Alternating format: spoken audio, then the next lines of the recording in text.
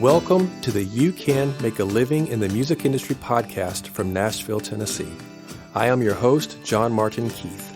Celebrities, working class musicians, and people who work behind the scenes in all areas of the music industry will share their stories, encourage you, and give practical advice of ways you can make a living doing what you love in the music industry. This episode is brought to you by Edenbrook Productions. Edenbrook Productions is the company I founded to help musicians grow in their craft. Are you a songwriter, but maybe you've been told your songs aren't quite there yet? Or are your songs ready, but you don't feel stage ready?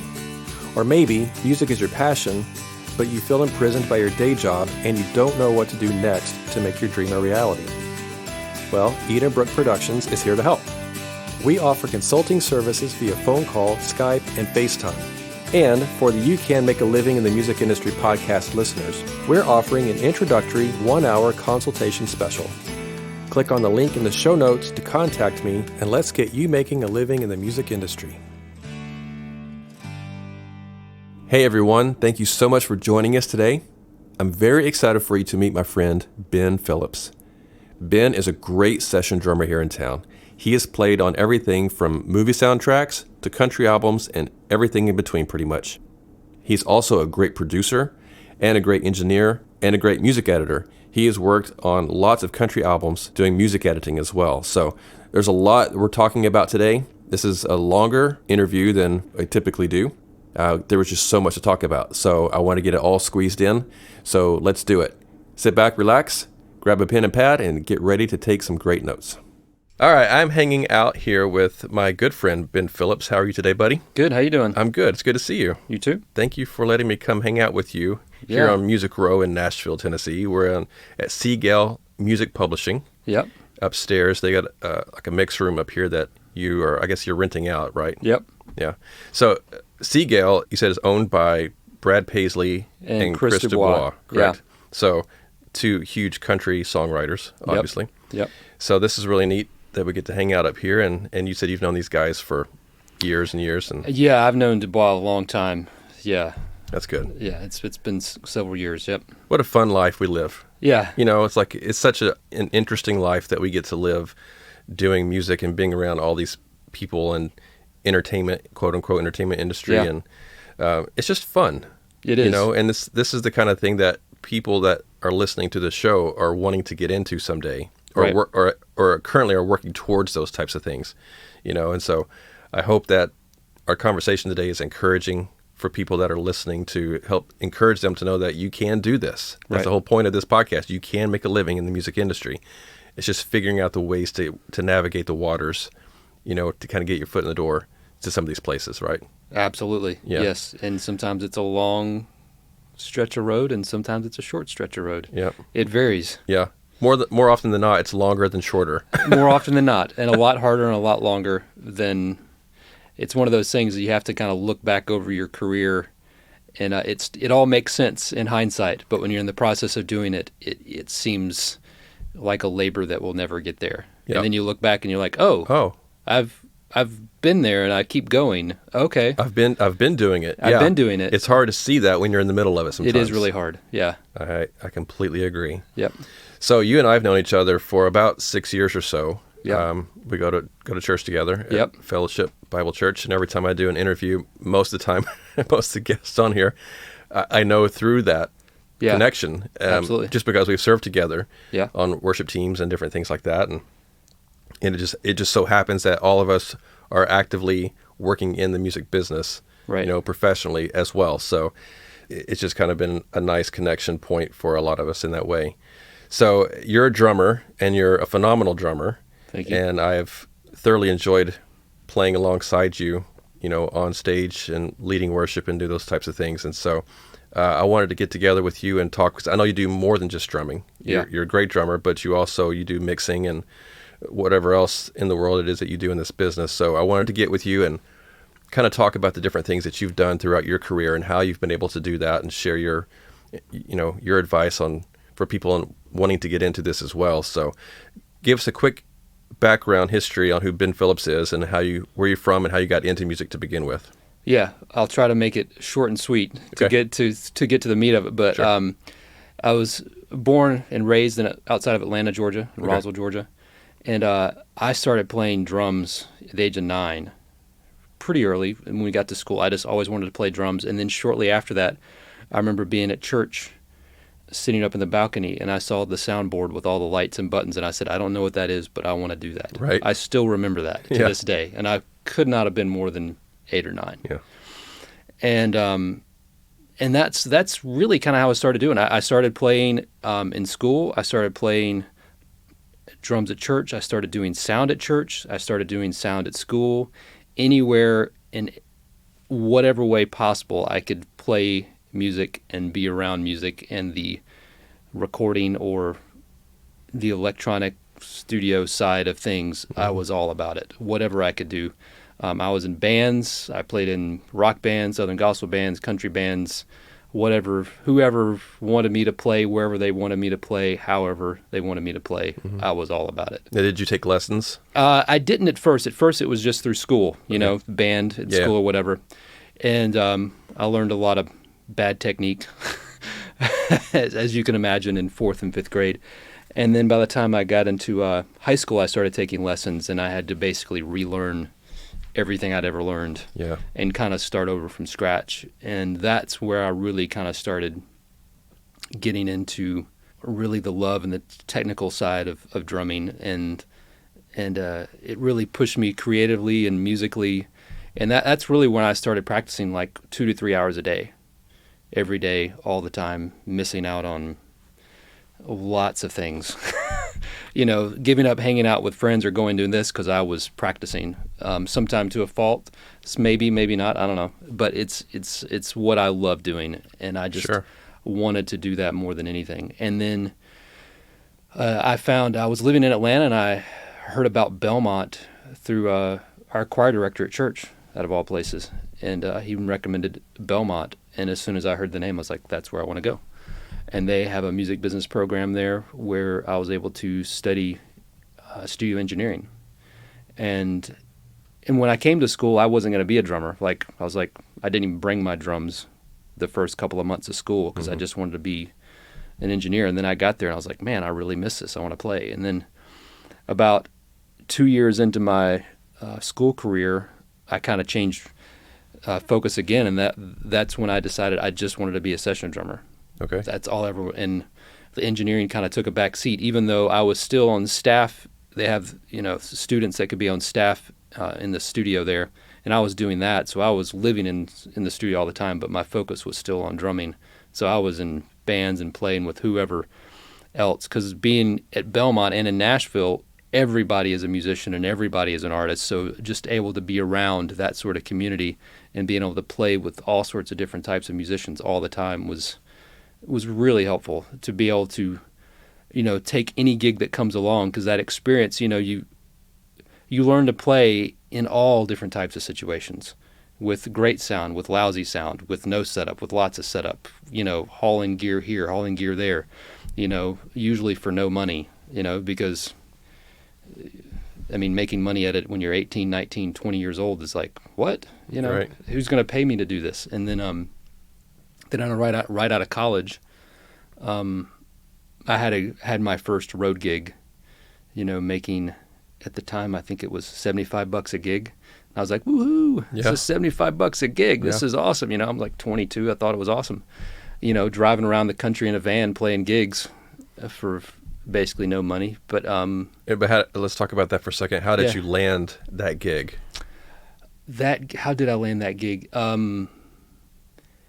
It was literally just all the people that I had known through Belmont. I auditioned for that gig. Okay. There was a live audition. Man, that was a long time ago. That was 22 years ago. Yeah. So it was a live audition, and I forgot how I even found out about the audition. I remember I auditioned, and I got the gig through an audition. Okay.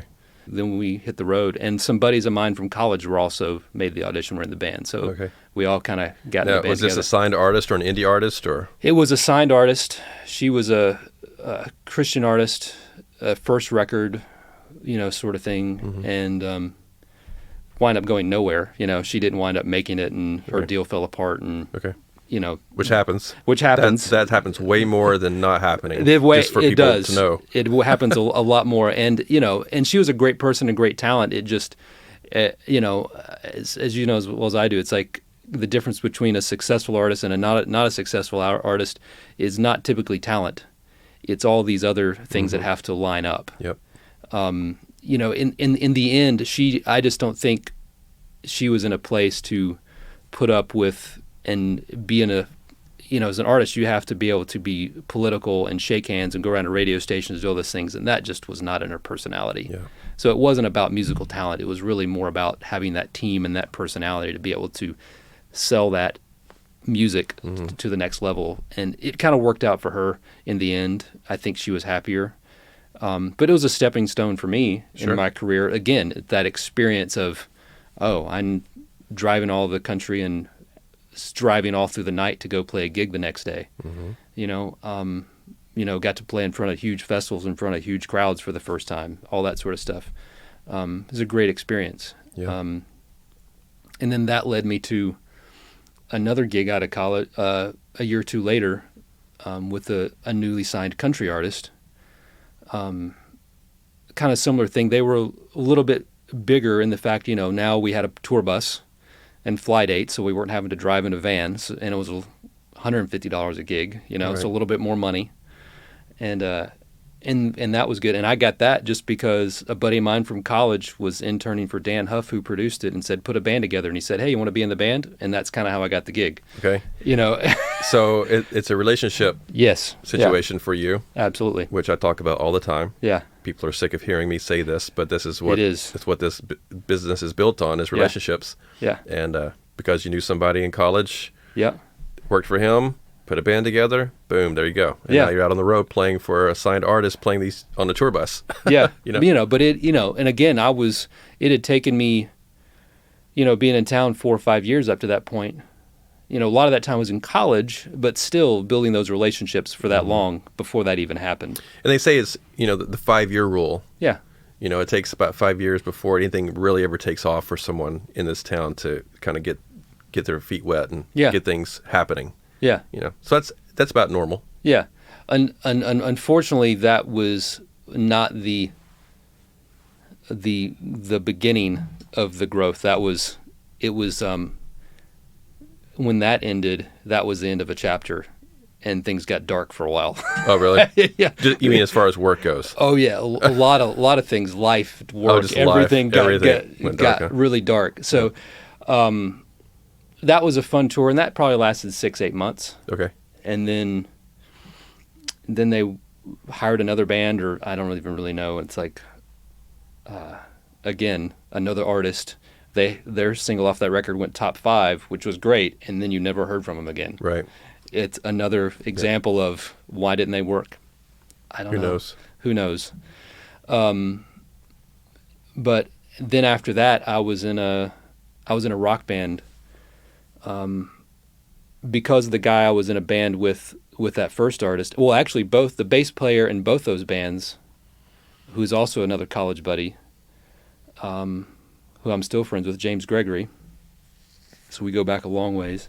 He had met up with this other guy doing a band thing, this artist, and they were wanting to put a band together, and he was producing a lot of, this was kind of all going on at the same time with that country artist, and then also finding this other gig and this other work through this other means. And this artist, his name was Quinlan, was putting, and he was, at the time, working for Ted T., a big Christian producer, and he was starting to produce his stuff, but also other CCM artists.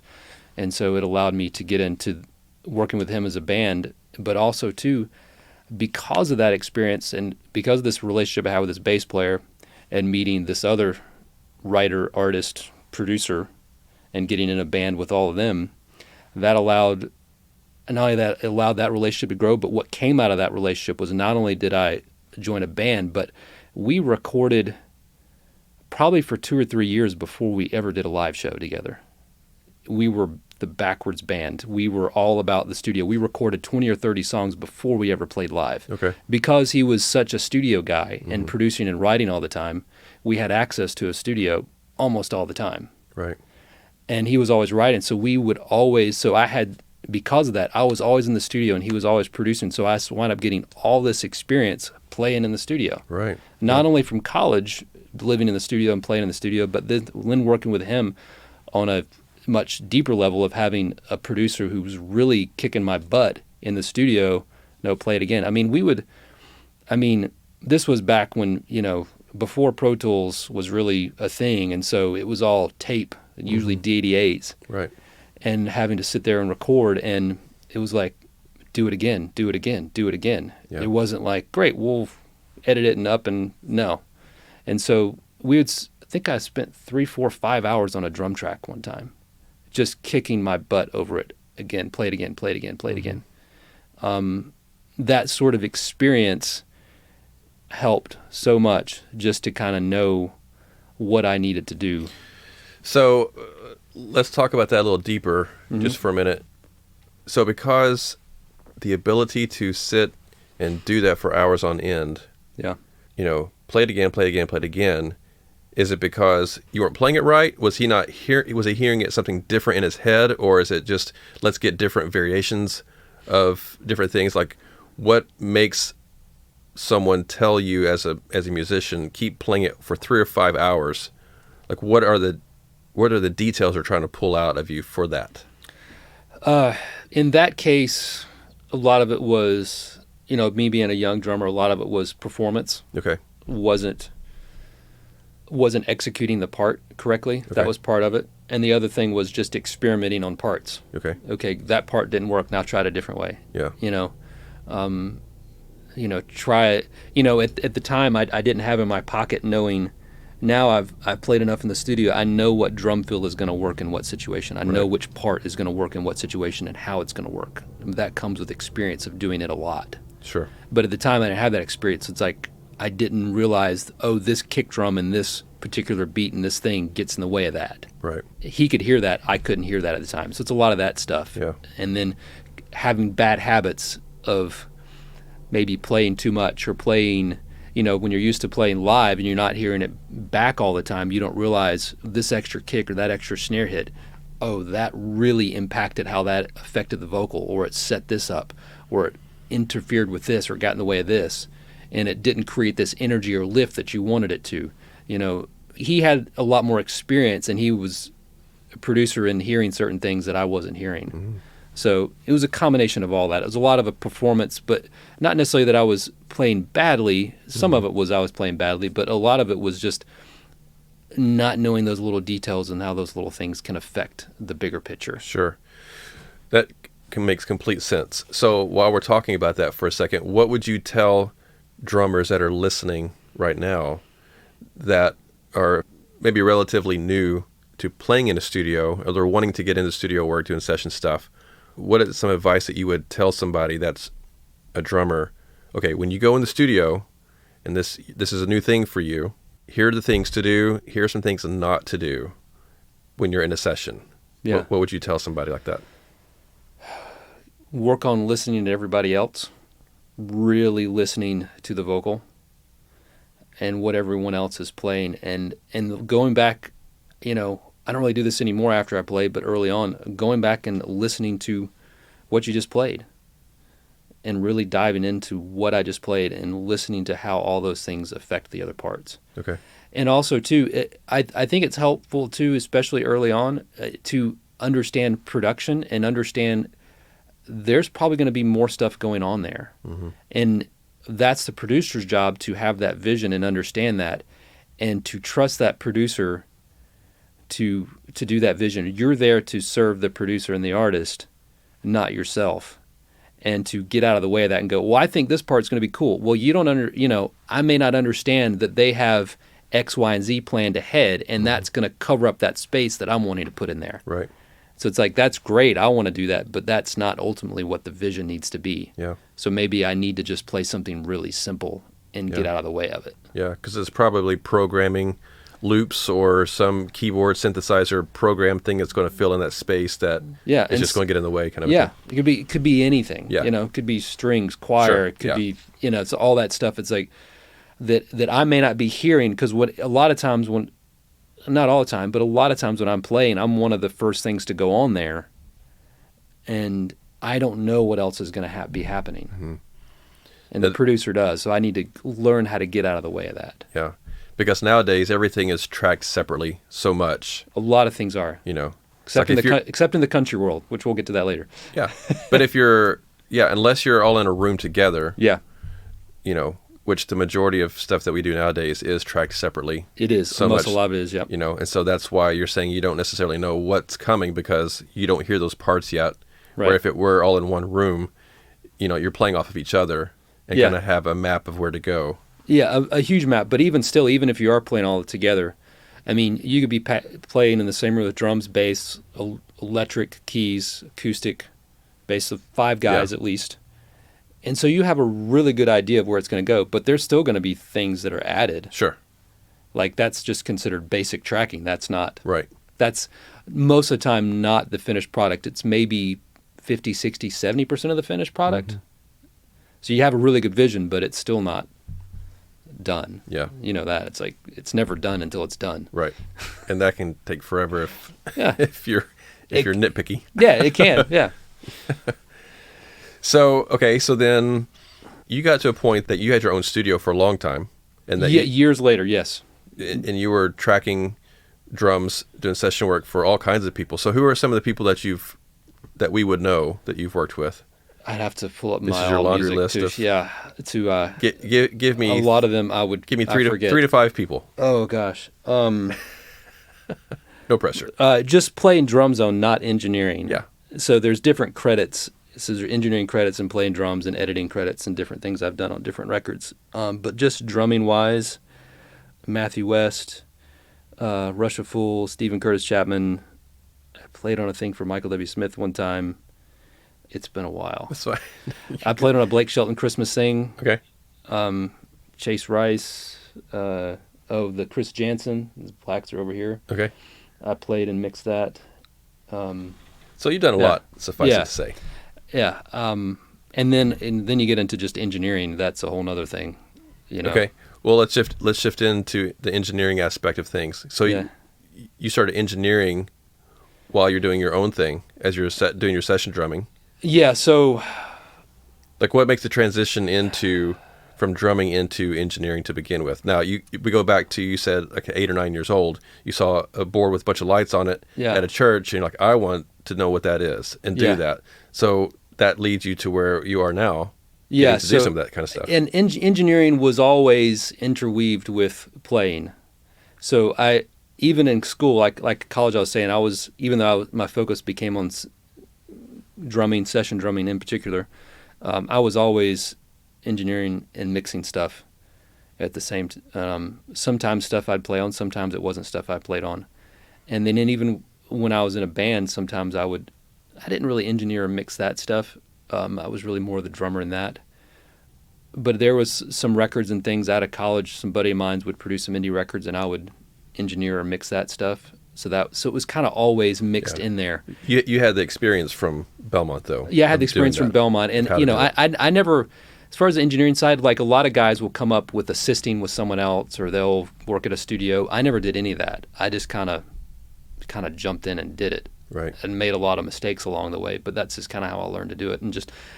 And also being a session drummer, I got to work around a lot of great tracking engineers, and I would look in what they do and I'd ask them questions like, why are you doing that? What are you doing this for? Mm-hmm. I learned a lot by just doing that. Sure. That's the best experience. It's the best experience, and being on both sides of the glass of the drumming and then the engineering, it's like I've stolen so much from other people just asking them questions. But to explain that transition a little bit, kind of how I got into that studio a little bit more, was so that band I was in basically broke up. Where I left the band, it was a ship, it was a Titanic sinking pretty fast, and I jumped off and took a lifeboat and got out of there.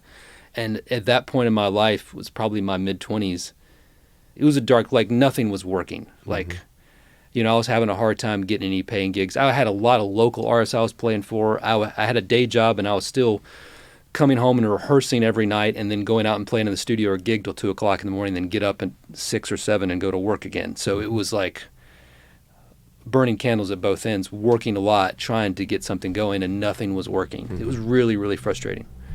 And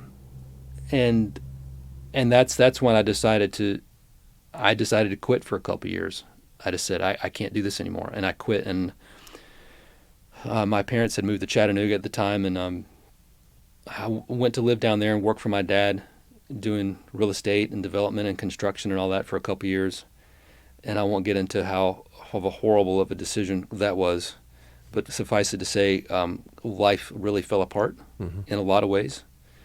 That's another story for another podcast. Sure. And then after about 2 years, I decided to move back. And in that time, I hadn't really played much. I pretty much quit playing. I would play at a church there some, and I would still come back to Nashville and play every once in a while. So I wasn't completely out, but I was pretty much out. I almost didn't play for 2 years. Yeah. It took a while to kind of get my chops back and to kind of get practicing. So I moved back, and that's when I decided I'm going to put a studio in my house. Okay. That was the moment that I said, all I ever wanted to do was be in the studio and play drums and make music. That's all I ever wanted to do. I said, I'm going to do that. So I started the studio, and then I just started hanging out reconnecting with those relationships we talked about, friends from Belmont, and meeting new people and meeting new people and meeting new people. And I started the studio back in my house, and it took me a few months to kind of get the gear and get it all set up. And, I didn't really do any build out, really. I mean, the drums were in the living room. It was an old 30s house, and luckily the house sounded amazing. I got really lucky. It had plaster walls and hardwood floors and, 9-foot ceilings, and it just sounded fantastic. It was a great sounding room, and I just put the control room in a bedroom, and it sounded horrible. It was just a bedroom, So this is nothing fancy. I literally did zero build out. Sure. Because that's one of those things that's not fun to put money into. Right. What's fun to put money in is gear. And I bought a lot of gear. That was fun. Not isolation. Not isolation. There was no isolation. There was like none, Yeah. I mean, it was just literally just a house with the drums in the living room, an old house with lots of hardwood floors and plaster. So I started that, and it was slow going for a few months, and I was just trying to do anything. I was just trying to reconnect and trying to play and pick up any gig I could, just trying to get back in things. And for the first few months, it was hard. I remember putting my mortgage on a credit card a couple months, because what else am I going to do, So it was tight for a while. And then I was sitting there one day, and I got a call from a buddy of mine from college. I'm still buddies with Matt Stanfield. He's like, hey, I'm down here at Soundstage, which is a studio right down from where we are on Music Row. He's like, I'm here over with Pete Kipley, a CCM producer, who I'd known back from those band days. I'd met him way back when. I'd known him a long time. He's like, hey, we're doing this track. You mind coming down and playing drums on something? Sure. Come down and play drums.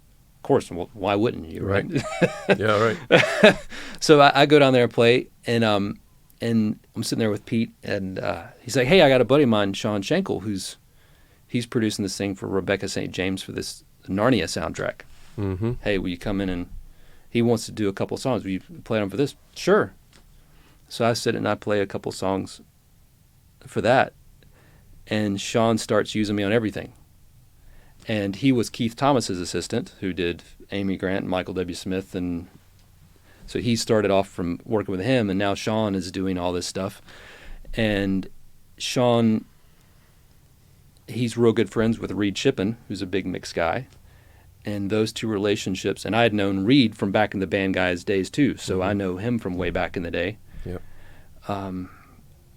And it's just kind of rekindling all these relationships, and because of that, I just wound up working on so many different records with Sean. I mean, but that was kind of what set you off on this path. Yeah, and being able to do this full time. Yeah, really is. Yeah, you get a phone call to go play down the road here. Yeah, and then I met someone new, and it just kind of clicked, and the next thing I know, I'm playing on all these different records.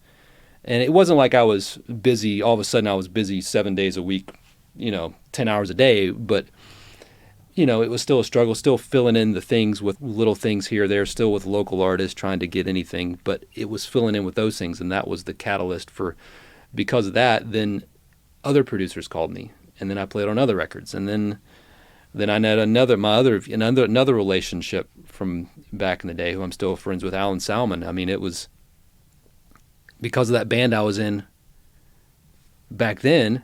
He was a kid in a band that this guy produced that I worked with. And so now he was producing and writing. And so I got to meet him, who hooked me up with another guy who was writing, who was producing. You know what I mean? So it's like all these different relationships were just, because I took one thing, it led to other things. Yep. That's why it's like starting out, it's just like take anything, because you never know. In my experience, I never know where that next lead or that next step is going to come from. Mm-hmm. In my experience, the people that have asked for my number or a card, I don't have business cards. I don't believe in them, at least in Nashville, maybe in another town, but not around here. If anyone who asks for a card or my number, in my experience, they've never called me. Where do I get the next thing from? It is some random person calling me, and I pick it up, and it's some random, I got your name from so-and-so, we do this. It's the most random thing. The other one, to lead up to this other story, so I started the studio in my house, and started doing all this work, and it was going great. But all this other work is for other places, right? Well, Sean started doing all the work with me at my house. Okay, doing it at your house. Yeah. Okay, not going to other studios. He started. I think that was the only time I'd ever played with him in another studio. Okay, everything else was back at my house. Okay. Because Reed, who was the mix engineer that he worked with, loved the sounds at my place. He loved the sounds I was getting. Okay. So he was sending me work too. He's like, "Oh, send it to Ben. His sounds are great," you know. And that was the other reason why I started tracking drums, because early on in my career working with Quinn and the bands, like I had worked with so many engineers, and I'd go into the control room and I always hated the drum sounds they got. I'm like, that's what you're getting? It sounds horrible. Mm-hmm. Having done it, I knew I could do better, or at least I liked it better. Right. You know, better is so subjective. What's a good drum sound? In my opinion. It's like, it doesn't matter. It's like, what's a good drum sound? You know, it's like the one that everyone else likes. It's like, it doesn't matter. But I liked it better. And so that was one of the other catalysts for why I wanted to do it. It's like, I don't like how everyone else is doing it. I like how I do it. Let's do that. Right. And other people liked it too. Sure. So it worked out. And also too, that was back, I was one of the first people in town to start doing that. Not the first, but one of the first to really have a studio in their home. Because now everyone has recording themselves at home. But back then in 2005, that was kind of a new idea. Not everyone was doing it yet, so I was ahead of the curve there. So you're a pioneer in the home recording industry, right? Yeah, I mean, Awesome. People had started to, but not to the point that it is required now. Right. And so that started growing, and then I wound up getting married. And it's like the studio's in the house for like, when we got married, it's like, okay, this can't stay in the house forever. So eventually things are going to change. You know, literally drums were in the living room. Room mics were in my bedroom. Was cutting vocals in my daughter's room. You know, it's like, it's just not something you can sustain for long term. Sure. You know, there wasn't another space in the house to put it. I had taken over the entire house. So something had to change. So my wife and I, we found this house in Berry Hill, which is an area of Nashville just a couple miles from Music Row. That's kind of the new Music Row. There's so many studios over in Berry Hill now. It's a really populated studio area. And so we found a house over there this guy was selling. So I bought this house and moved the studio over there, which is a pretty big risk. You know, it's buying another house. So financially it was a pretty big risk. But I had started working at that time because of Reed. I'd worked with this artist, Adam Anders, who wound up doing music with Glee, the TV show. I'd met him, and I was working on a record for him and his wife. And I'd met this other musician, Ilya Tashinsky. And because of that, I met this guy who started using me on so many country demos. And I started doing a bunch at my place there. And then when I moved over to the other place in Berry Hill, we just continued that over there. And that even grew even more. I mean, I was doing, I hate to think, probably 10 or 15 sessions a month, country demo sessions with him a month. And that's 5 songs in 3 hours. So, I don't know, that's a lot of songs. Yeah. Playing. And at that time, so when I would do those, and I did this for years, so I was playing, I would have a Pro Tools set up by my drums, a mirrored mouse and keyboard, recording and playing drums all at the same time, and engineering and doing punch-ins and building loops, all this while playing drums. Yep. It's exhausting. Yep. A friend of mine does the exact same thing. Yeah, and it's... that I work with. And So Ilya, having that relationship got me to meet a lot of country writers. Well, not just country writers, just writers in general. And because people would come in there all the time, meeting new people. And because of that, there's so many other relationships I'm skipping out on. Yeah, that's fine. There's so many other aspects to the story, but so I just started doing a lot more of that, and then I wound up, even earlier than that, I wind up getting back into mixing, started tracking. Then I wanted to do more mixing, and mixing at first. Oh, it's so horrible. I still remember one of the first demo things I mixed. It was for Matthew West. He let me mix something that I'd worked on for him. It was so horrible. Go back and thinking of, that was such a horrible mix. It was so wretched. Did it end up on an album, or was it just for a demo? It was for a demo, but Okay. the song made the record. I mean, Okay. they redid it for the record. Okay. But yeah. But it was a demo that I'd played on and engineered and cut with him, and I'd started that relationship because of Tim Lauer, because of Ian, because of all Right. these other relationships. You can just go back Yep. on, and it's so important to have all those relationships and just kind of being open to whatever happens, because you just never know what's going to happen. And then so I started mixing more and more, and then probably about 5 years ago, I started mixing more and more, and then because of Ilya, I met a writer, Shane McAnally, Mm-hmm. that everyone might know because of Songland. Songland. Yeah. But this was before he was Shane McAnally. Right. He was a broke songwriter. We started working together a lot. We did tons of stuff together How did you meet him? through Ilya, through those Okay, one of those yeah. sessions with Yeah. Ilya. And we started working, and I worked with him and Brandy Clark and Old Dominion and Sam Hunt and all those people before they were anybody. Right. And even And this is all doing doing demo work for them, mhm. pretty much. and even Casey Musgraves before she was Casey Musgraves. Mm-hmm. So I got to work with a lot of those artists and wind up, not only did I play on it and track it, but I got to mix it. And, because when you're playing on it and tracking things, especially those demo sessions, they go so fast. Because Ilya would have, each song would be a different writer. So it'd be like this revolving door of songwriters, each song. So it's like, you can't see it, but my finger is spinning around in a circle like Right. a revolving door. And so you don't get a lot of time with those writers or artists or whoever a lot of times. But if you wind up mixing it and doing vocals, you wind up having a lot more time to sit and talk like we're doing now. I mean, anytime a writer or artist comes and we're doing vocals, you always wind up sitting and talking like this, Right. Things just come up. You just talk for Yeah, 5 just minutes, getting to know sometimes an people. hour. Yeah. It just, and you get to build that relationship with them. But I started mixing all this stuff with Shane, and a lot of demos, and I still do. Still, most of my work is demos. I always kind of laugh and said, yeah, people pay me to practice, because that's kind of like, to me, what mixing a demo is. It's like, Right. it's stuff that outside of the industry no one will ever hear, or Because except for one time. But yeah. Okay, so let's explain what a demo is for Sure. someone listening who may not know Yeah. what it is if they're not even in the music business, or they're just listening for the fun of it, or somebody's wanting to get into doing demo work as opposed to doing something that's going to end up on an actual album that's released. What is the difference between the demo and the master, and how that works? Yeah, and if you're not in Nashville, most people don't know what a demo is. Okay. I tell people, they're like, what's a demo? It stands for demonstration recording. Basically, if a writer or an artist, they write a song and they want to record a demonstration of that song so they can play for their manager, their label, whoever, and kind of either get an artist to record that song, or they want to record that song so they can show this is how it could go. Okay. And a lot of times it winds up exactly like that, but better on the radio. Okay. Most of the time it winds up sounding, a lot of times they just copy the demo. Okay. Do they ever just end up using the demo? Using the demo? Or at least taking the tracks from the demo and building on top of that? Sometimes. Okay. Sometimes. I mean, there is one case with the Chris Janson, the Buy Me a Boat song that I did. That was a demo. Okay. It was the demo recording. It was the demo mix.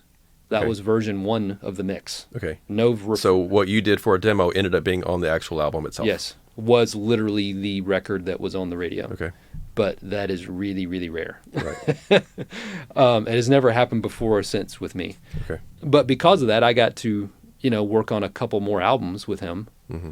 and have some, more success with him on some other songs. But we recorded those for the record, not just for demos. Mm-hmm. But that one was the demo that wound up taking off. Okay. But sometimes they will use the tracks, and just add to it. But most of the time they re-record it. Okay. And what does, if you can share this, just on average, not you specifically, but on average, what does someone normally charge an artist or a writer to do a demo? Just on average. Just on average, yeah. Well, I can just, from what I've been told, the like a publisher or a writer, they have a budget for a demo, Mm-hmm. and the country side of things, it's going to vary. It's going to vary from writer to writer, and it's going to vary from genre to genre. But in the country side of things, an average demo cost, their budget is around $800. Okay. It's pretty cheap. Yeah. It's very cheap. Now that's for a full-blown demo. That's a full-blown demo. A lot of times it goes over. Sometimes it goes under. But most of the time it's probably going to be over. Okay. A little bit. That's pretty cheap. I mean, but, when you're considering... That's per song. Yeah. Yeah. But when you're talking about, major labels doing records for major artists and they're spending $200,000, $300,000, $400,000, $500,000, they're spending $20,000, $30,000, $40,000 a song. Gosh. Thousands, not that much money. Yeah. But then you're talking about contemporary Christian music, $1,000 a song is still pretty cheap, but they're still only maybe $10,000 a record if you did $1,000 a song, and they want to keep it around $20,000 or $30,000 a song for the whole record. That's still pretty cheap. Where country's going to be like, they're going to be probably at least $150,000 to $200,000. That's on a cheap record. Oh, like for the record. $15,000 to $20,000 a song. Oh yeah. Okay. As opposed to CCM is going to be closer to $2,000 to $4,000. Yeah. That's a big difference. It's a big difference. That's interesting. Yeah. I want people to know they're listening. Like they're listening to this, going, "What? $15,000-$20,000 a song? Like, why would you spend that much money? Yeah. On a song? It seems outrageous. I know. Like, what is it that makes a song worth $15,000-$20,000? Yeah. Like, can you give any insight into that? At that point, I have my experience of what I've seen. To get a better detailed picture, you probably would ask someone that actually works at a label. Okay. That's their job. Yeah.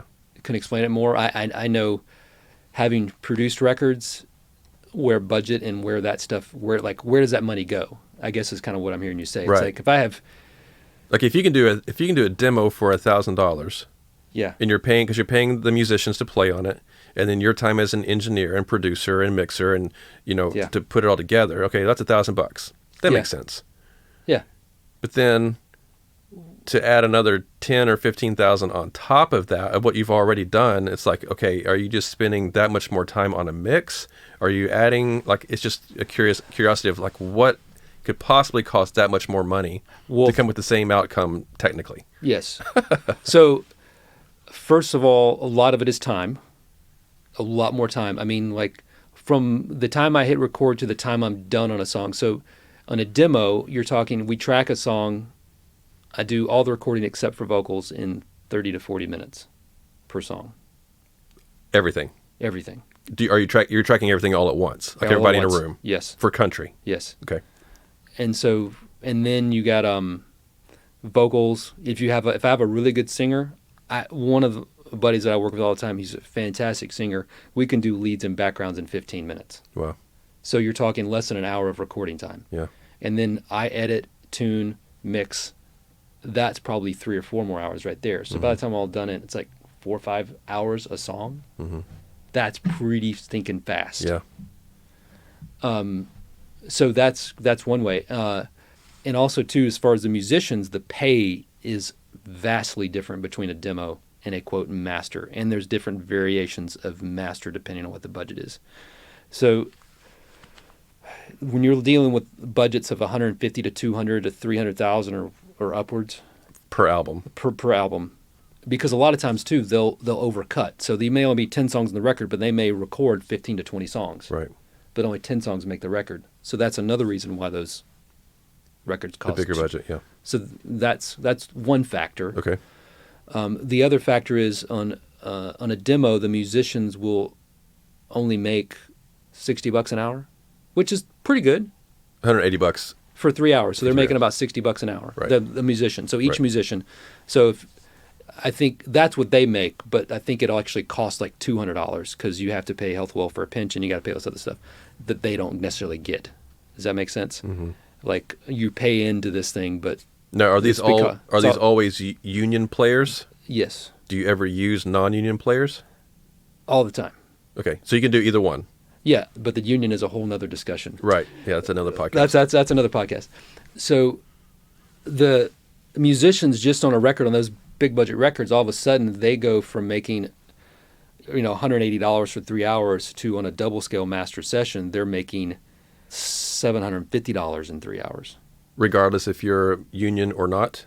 Yeah, if it has to all go either way, it has to go through the union. Even if you're not a union Right, member, you still have to, your pay still goes through the union. Correct. So it looks the same. It doesn't really matter. Right. So it's all paid the same. Yeah. And there's always a leader on that too. And there's a leader on both of them. The leader always makes double. So the leader would make, so if you're doing 3 sessions a day, you're making almost $2,000 a day. And if you're a leader, you could be making $4,000 a day. So session work is really, really well paid work if you can get it. Yes, and making it consistent. And then also now there used to be there's special payments, and now there's the thing where they're getting royalties off of streaming. So, I think the average pay across the country is like $300 a year off of streaming for a musician. But there's guys in town that'll make $50, $100, $200,000 a year just off of streaming royalties off of number one songs they played on. These are just the players. This is not the just artists. the players. It's not the artists or anything else. Just the players. And that's kept tracked through the union. Not really. No, that's through another organization, SAG-AFTRA. Oh yeah, SAG-AFTRA. It's a different thing. Right. And they keep track of that. Correct. So, but those are rare. That's like the top echelon Yeah. of the players. Right. most players are not making that kind of money. Yeah. If you make a few It's thousand, like Taylor Swift's players and most players are probably making a few $1,000s a year. Yeah. Extra, but it's something. it's there. It's there. It's income. Yeah. It's income. So, but that's only off of those big records. You don't get that off of demo work. Right. You're only getting that off You're of the paid big up record. front, basically. On the demo, you get paid up front, and that's it. Yeah. Unless if that track your playing gets gets used for the actual record, Right. then you get upgraded, so you'll actually get that $750 again, if that makes sense. Yeah. So you're kind of getting paid twice. You're getting paid twice. You're supposed to. Doesn't always. Supposed to be the keyword. Again, a lot more other discussions. So that's one way how. So all of a sudden your musician cost is just quadrupled. Okay. And then you're going to do more time and do more overdubs. Again, quadrupled in musician expense. And then your engineering expense is a lot more because you got to have an engineer on all those overdub sessions. And then your studio cost. A lot of times, your studio for a demo is going to be a less expensive studio for a demo than for a record. Not always, but sometimes. Sometimes studio for record is $2,000 a day just for the studio. Everything when you're doing a record at that level, everybody raises their rates. All of a sudden your mix rate goes from X to it is quadrupled. You got a bigger budget, it's going to cost you more. Yeah. Just because you can. Just because you can. Yeah. Not because you're doing more work necessarily or better work, quote unquote. Right. But just because the budget's more, therefore you're going to pay me more. Yeah. Because it's part of it. And the reason that is because on a demo, is that publisher going to make that much more money? They're not going to sell, but on a record label, their potential to make more money off of that song is huge. Right. So in other words, it's like they're only willing to pay that because they have to, first of all, demo 10 times more songs than the record label records. So their budget is going to have to be lower, and they're not going to make as much money off of that one. Okay. You know what I'm saying? So Yeah. it's once you start looking at the business side of that and where that money's coming from, the labels are making so much more money off of that one song. So of course they're going to have to pay more. Right. And as far as an engineer, engineers don't get royalties. Mm-hmm. So it's like, so you need to get all your money up front. Right. So all of a sudden your rate goes from your demo rate to your record rate, and it's quadrupled. Right. Because the life of the song is going to make money for Yes. years and years to come. Right. But you as the engineer or the mixer or producer or whatever, it's just in the time that you're creating the song. And once it's done, a producer is supposed producer to can get more, get yeah. royalties, yeah. but the engineer and the mixer and those types of things. It's just for the life of creating the song. That's what you're getting paid for. And once that's done, the song is going to continue to live on, but you making money off of it doesn't. Right. And even as a musician, the royalties, how they figure that out is so convoluted. I don't quite understand it. Like, there's number one songs I've played on that I don't get paid royalties for. Why? Like, how they figure that out, I've never understood that. Yeah. So it's like, and if it's not on the radio, you're not going to get a royalty on it. Right. So just because it's on the record, that doesn't necessarily mean you're going to get... Yeah, you get royalties if it sells. Right. You're supposed to. Yeah. You know, in a CD or a download or whatever. Yeah. And again, I don't quite know how they figure that out. You could do your research on that yourselves and figure that out. But so even as a musician, there's still no guarantee that you're going to get paid on the back end. Right. For that particular song. Who knows? But yeah, hopefully that answers the question. I'm trying to train as lost. Yeah, no, that's great information. I think that's stuff that's really good for all of us to hear. And even me, like, okay, I'm in this business. I do this. I do demos and you know, and I track for different things and produce things or whatever, but just to be able to hear it, have the conversation and say it out loud. Yeah. Sometimes it's just good to hear it again and again, you know, because it is so complicated and so much of this stuff overlaps with each other and you don't necessarily understand, just like you're saying, like you said, I don't know why I'm not getting paid for such and such, whatever. It's like, and you've been doing this for years. Yeah. You know, there's so many aspects of the business that are just kind of clouded or hidden away. It's like I'm not sure if anybody really understands. Somebody does somewhere, and that's part of what the show is trying to find those niche people that are kind of hidden away in the nooks and crannies of the music industry and to kind of get them out in the open and say, okay, how does this work? Yeah. You know, for people to know that. And that goes for those of us that have been doing this for 20 plus years. Yeah. We're still learning stuff, right? Oh, yeah. Constantly. Yeah. So I think that's encouraging for people to hear that even veterans of the business are still learning things and having to figure it out. To say I don't have it figured out is an understatement. Because also, too, I keep having to grow and expand and change. Right, because you changed from being a drummer full-time to switching into engineering and mixing while you're drumming. So now you're doing 2 or 3 things at once. Yeah, and now I'm not really drumming. And now you don't even really drum. Now you're just not full-time mixing and engineering kind of stuff. Yeah. And back to that story a little bit, because I remember, again, because of an Ilya session I was doing. Okay. And there was a guitar player on the session that I've known a long time, Adam Schoenfeld. He's like, hey, what are you doing here tomorrow? I said, nothing. I say, can I do an overdub here with Scott Hendricks? Sure. Again, another opportunity. Scott Hendricks has had 40 or 50 number ones over like 4 decades. Mm-hmm. It's insane. Right. Huge producer. It's done everybody from Alan Jackson and Hank Williams Jr. and now Blake Shelton, to name a few. Yeah. And because of that relationship, I met him and we just hit it off, and apparently I'm really fast in Pro Tools. So I started editing. I probably edited 10 or 12 records for him. Mm-hmm. Now, huge records, like big time records, like 4 or 5 Blake Shelton records and a bunch of other records for him. So let's talk about that for a second. I love that you've done so many different things. That's one of the reasons I wanted to talk with you and have you on the show. Yeah, is because you've done so many different parts of the business. Yeah, and you're doing it at a really high level now. But somebody's listening, wanting to get into, maybe I want to be an editor on an album. Well, people don't know what is an editor. What does that mean? What do you do as an editor for a song? Yeah. I mean, first of all the demos I do, I edit all of them. Yeah. But working for Scott Hendricks on that thing, man, he kicked my ever-loving butt in a kind way. He was one of the toughest people I've ever worked for. Okay. And the hardest people that I've worked for. And also one of the kindest people and generous people that I've worked for. He really took me under his wing. I don't know why. He just did. And for 3 or 4 years there, I mean, all of a sudden I'm editing Blake Shelton records, and then he hooks me up with Ross Copperman, and I'm working on stuff for the TV show Nashville.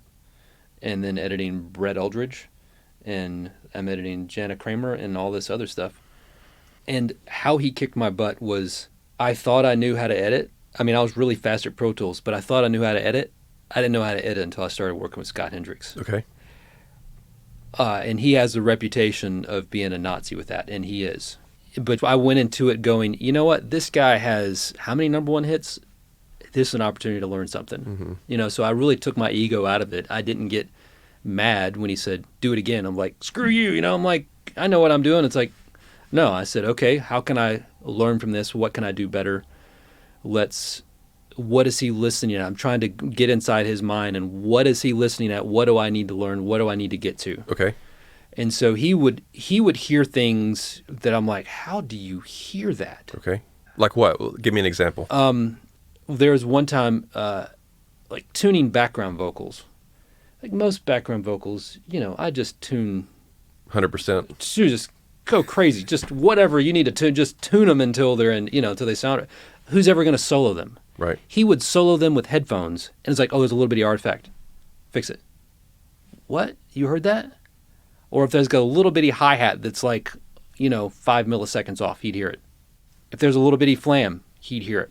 If there's a little bitty clip or a little bitty thing, or if there's a crossfade or a thing that's not just right, Mm-hmm. he would hear it. Mm-hmm. Unbelievable. Like, so to the point, like Now, could you hear it? At first, no. Okay. I can now. Okay. And it's kind of like, it's kind of it's a blessing and a curse. Yeah, I'm the same way. I understand. I do it myself. Yeah, so I get it. I mean, and he taught me to edit with headphones. Mm-hmm. So he got me using the headphones he uses, and he got me hooked up with them and using a pair of Grado headphones. With those things, I can hear edits and hear things that you can't hear with speakers. What kind of headphones are they again? Grado headphones. Grado? Mm-hmm. Spell that. Grado. Okay. It's a small family-owned company out of Brooklyn, New York. Okay. And they make headphones from $40 up to $1,400. So all the different price ranges. Yeah. And the ones I have are the RS1s, which are about $700. Okay. They're not cheap. Yeah. But they're, you know, and again, it's what I like. It's what I'm used to. I by no means think there's only one set of headphones or one set of speakers. I think they're all individual, and it's subjective as to what you think sounds good. But it works for you. It works for me. Yep. And so just being able to edit on those, and I've just been over so many nights staying up till 2 or 3 o'clock in the morning, just editing and listening and listening and Mm-hmm. listening and get it over. I mean, I remember one of the craziest stories. This was, I'd already done a few records for him, and I was doing that Blake Shelton Christmas record. And I edited and tuned everything on that record. I replayed drums on one of the songs, and I did so much stuff on that record. And I was editing that song, Home. They redid it for that record. He put it on a previous record, but he redid it for the Christmas record with Michael Bublé, and his wife at the time, Miranda, was also on it. So they all three were singing on it. And they were in the studio mixing it with Kneebank, and Scott called me and said, Michael Bublé and Miranda never sang that last line with Blake. You need to make them sing that. Okay.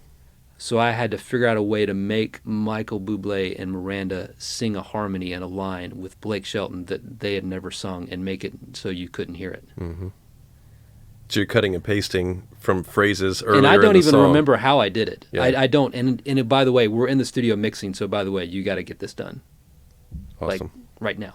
And what happens if you don't? They're losing time in studio, wasting away from me to get that done. Yeah. They're spending money and money and money and money, you know. Studio money, engineer money, all this stuff, just sitting waiting on me, you know, and it's my job to sit there and fix it.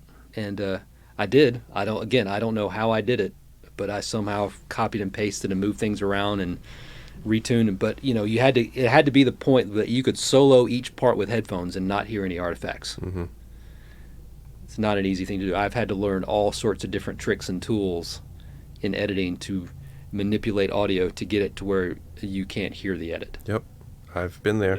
I do it myself. And there's so many tools. It's hard. It is really, really hard. And it's very time consuming. And I've gotten really, really fast at it to the point now it's like for a record, I can edit the entire song, drums, bass, not including vocals, in like 4 hours. Mm-hmm. That's fast. Yeah. It's really fast. For all the instruments, yeah. All the instruments, that's really fast. Yeah. That's like triple checking everything and everything's, you know, I've just learned how to get really fast at it and just have a system down. But I've also learned to slow down and listen, and it's not done until it's done. It's that, because that's what Scott told me too, is like, slow down. He'd rather have it right than fast. Right. Even if it's costing money Again, to the label and he's everyone dealing else. with these budgets, and he's A&R. He might have been president at the time, but he's high up at the label. He works at the label, so it's like, so yeah, and they're dealing with budgets that are, what's another $1,000? Right. He doesn't want to have to keep spending if he doesn't have to. Sure. But at the same time, it's like, spend an extra $1,000 to get it right. Who cares? Because they're going to make it up in the long run. Yeah, I think that Christmas record alone went platinum the first year. In the first season, it sold 1 million copies.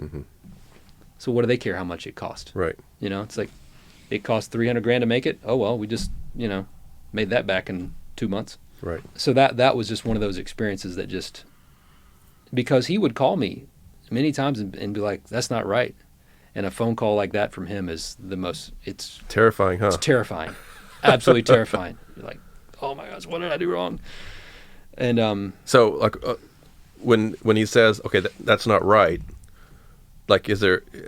Surely he's giving you specifics on what it is. Is it just like, is it because, okay, there's a pop or a click somewhere that you missed, or the crossfade, like there's a breath that is getting cut, kind of a thing that he's hearing and you're not, or is it just like the overall, like, that needs to shift this way instead of being this way, like you're moving parts backwards or forwards to what sounds good to you, but to him it sounds, that's not what I wanted. I want this instead, kind of a thing. Does that make sense?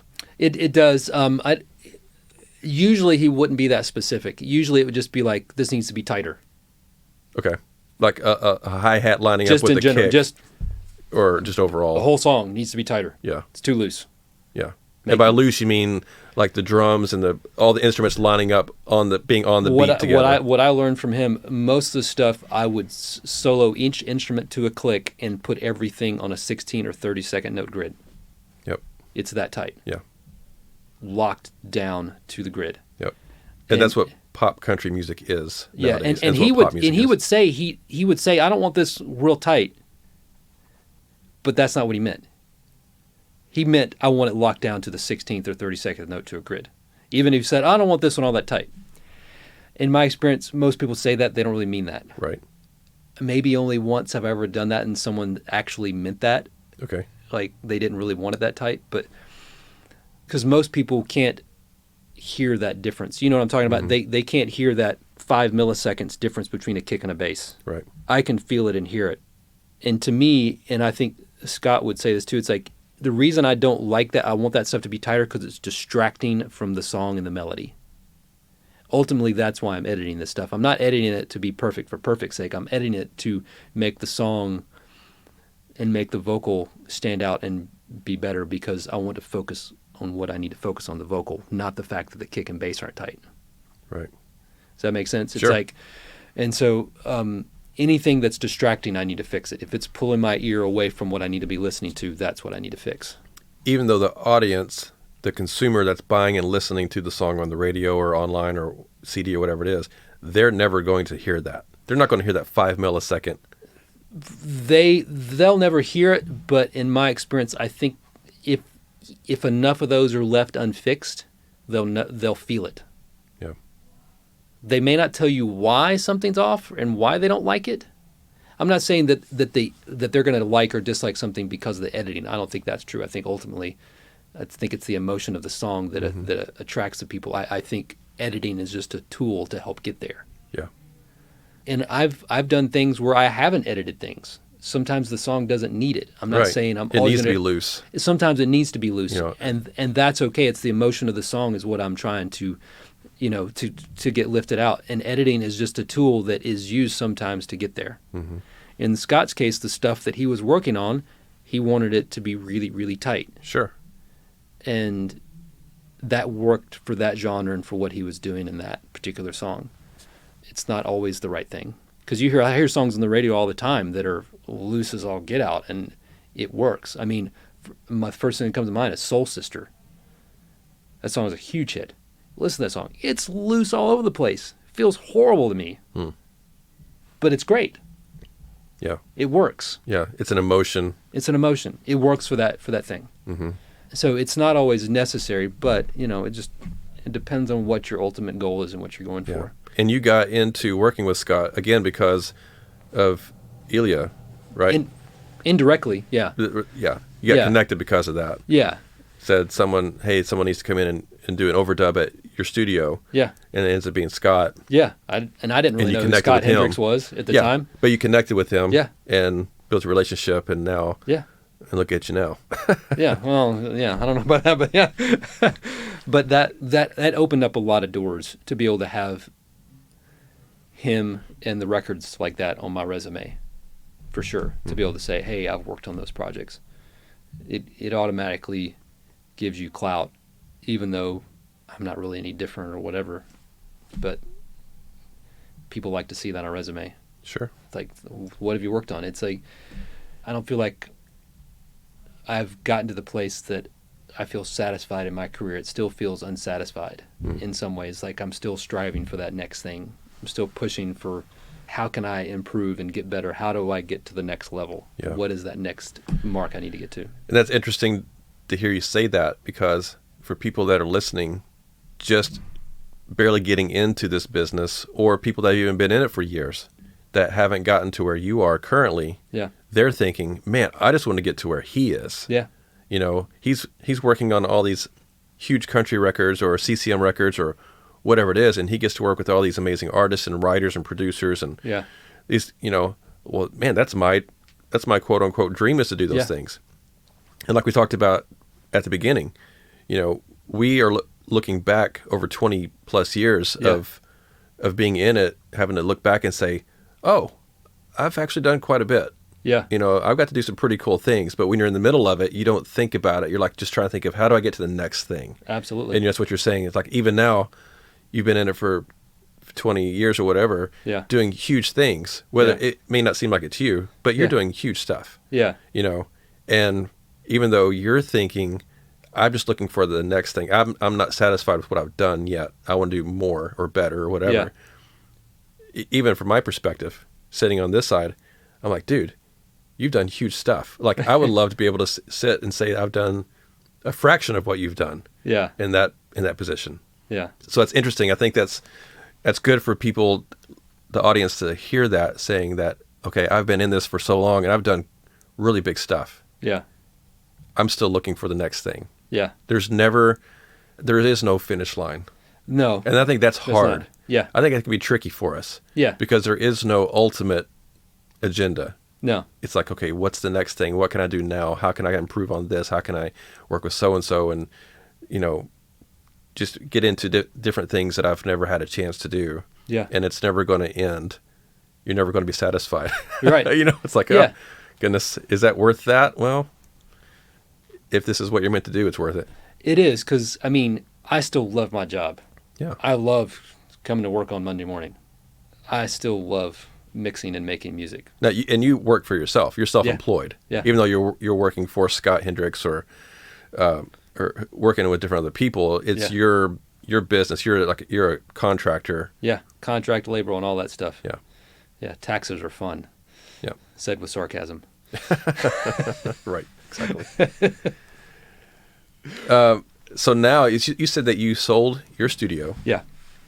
And now we're up here in Seagale Music Publishing House because you've got a little studio that you rent out up here. Why did you end up selling what you have been working at for so many years to transition into what it is you do now? And what is it that you do now up here? Good question. So the reason that I sold that studio, so I had that studio for probably around 10 years, and I was still working a lot. Again, I was trying to get to the next level, and I feel like that studio, it seems like it was a blessing and a curse. I think it created a lot of opportunities, and it prevented a lot of opportunities. People, especially in Nashville, which is all I can speak about because that's all I know, they like to put you in a box. You're the guy with the studio. We can only call Ben for a session at his studio. And unfortunately, they're not cutting Dierks Bentley records at my studio. They're going to Blackbird, spending $2,000 a day on a studio. Mm-hmm. That's how those records work. And to do anything else doesn't compute in their head. They feel like that's how we've always done it. That's how you have to do it. And so you're not changing that mindset. So I've had to learn that I'm still learning that there's a game being played.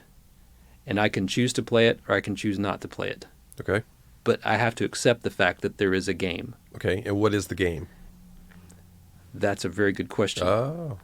What is the game? What is the game?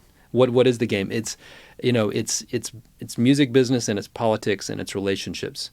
And in my experience, the only thing I really have and can control, the only thing I can really control is my attitude about it all. I can't really control anything else about it. But ultimately, what I want to put out there in the music business is really my reputation. Because if I don't have a good reputation, I don't have anything. Mm-hmm. I find that extremely crucial to be of honest and integrity, because that's something that I think follows you. Sure. Good Absolutely. And bad. And it kind of goes back to those relationships. I think that helps those relationships. And sometimes you lose out in short term because of that. But I think ultimately that it helps those relationships grow. And that's, in my experience, those relationships kind of come up together. And so you need those relationships early on and you kind of grow together. But back to your other question of, so how did I get out of that studio? So that studio, ultimately the reason I wanted that studio, and ultimately my goal for a long time is I wanted to be the next Shannon Forrest or Chris McHugh and be playing on big country records, drums on big country records, like 3 sessions a day, 6 days a week. That was my goal. That's what I wanted. Okay. I played a lot of sessions, but those sort of sessions never happened. They never came my way. And you were playing on big sessions. You played on big stuff. I played on big stuff, yeah. But those sort of records weren't coming to me. Almost all those records were at my place. Because like we said earlier, a lot of times people don't play in the same room. So I would track full band stuff, but I would also do a lot of stuff where it was just drums. So people would either come to me to just overdub drums or put drums on something. So that's how a lot of those records happened. And so those sort of records that I wanted, those $2,000 a day records, weren't coming to me. Okay. So looking back, I'm very grateful that they didn't. Okay. Because I realized that that's ultimately that would not have satisfied me. Like if that's all I was doing was playing drums 6 days a week, I would go crazy. Okay. You know what I mean? It's like, sure. I thought, I just want to play drums all the time. And I'm like, if that's all I was doing, that's, it's hard to believe that would sound miserable for someone that loves playing. But after you've played thousands and thousands of songs, after tens of thousands of hours and you're playing, you realize it's kind of the same song over and over. Right. You realize, okay, I really need something different. And so I'm very grateful it didn't work out that way. And I started mixing a lot more. And I started playing a lot less. And those drumming sessions just started going down and the mixing started going up. And I realized how much I enjoyed mixing, and I just really wanted to focus on mixing, and I really wanted to change people's perception of me as from the guy who has a studio and can do drums and kind of mixes to being the mix guy or the producer. Mm-hmm. And so, and also too, I got tired of, it was a combination of changing that and also too, just being a place in my life that I needed to change. And I was tired of the overhead of the studio, and why am I paying for all this space if I'm hardly tracking? You know what I mean? It's like, I'm just mixing. Why am I paying for a 1,500 square foot house every month if I'm not using it? Right.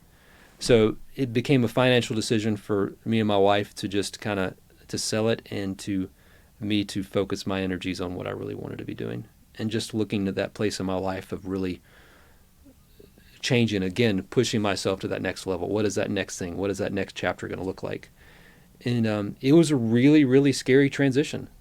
It was maybe scarier selling it than it was buying it, truthfully. Yeah. Because the fear was, what if only people think of me as that studio and they never hire me again? Okay. Yeah, because you've done a lot of work there. I've done a lot. All my work was all my work because I had that place? Mm-hmm. Am I still going to get that work without that place? Right. I didn't know. And that was only... how many months ago? It was 5-6 months ago now. So still fairly new in that transition, and I'm very lucky. It's been really busy. It's worked out how I hoped that it would. In other words, it hasn't really changed what I've done or how much I've done. It's just changed location. Okay. So what are you doing specifically up here in this studio now? So up here in the studio now, I just do vocals and mix. Okay. You track vocals here? Mm-hmm. Okay.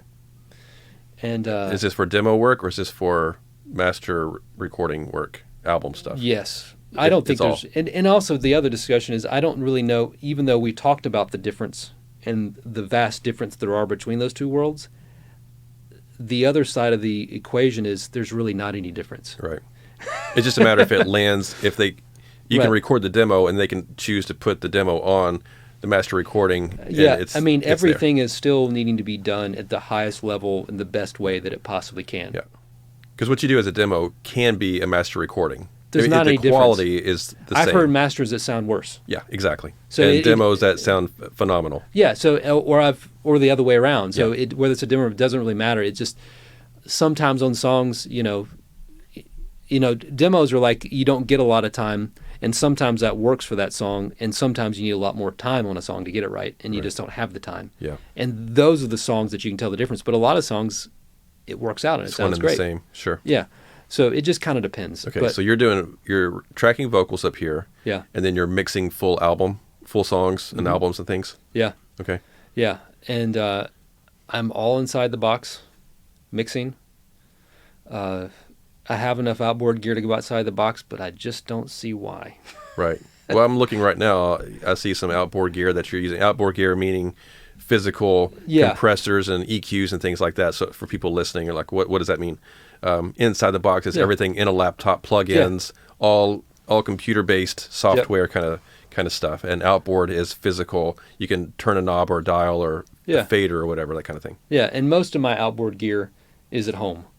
I have a lot more outboard gear at home because I have a setup at home that I can do drums if someone sends me stuff or I'm producing something, I need to put drums on something. So I have a lot of outboard gear there and my drums are set up there if I need to do something. Mm-hmm. I do it a few times a month, not a whole lot.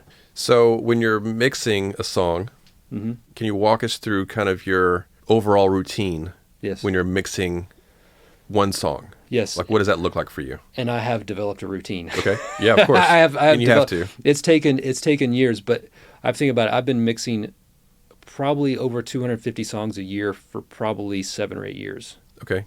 It's a lot of songs. Yep. It's by no means the most songs, but it's still a lot of songs. I know people that have mixed 1,000 songs a year. So I don't know how they mix 1,000 songs a year. I don't know how you get it done that fast. But the process for me, and most of the stuff I'm mixing, I'm tracking. Not all of it, probably 80 to 85%. So you're engineering. I'm tracking it, engineering it, and then I'm editing, I'm overdubbing, I'm mixing it, I'm programming it. Sounds like my life. Yeah, so I'm doing everything on the song. I like to be, in my experience, artists and writers, they have a very similar personality trait, and they're very creative, and they don't like to think too much about the scheduling in the details of things. They want to be more creative side of things, and I'm kind of in the middle.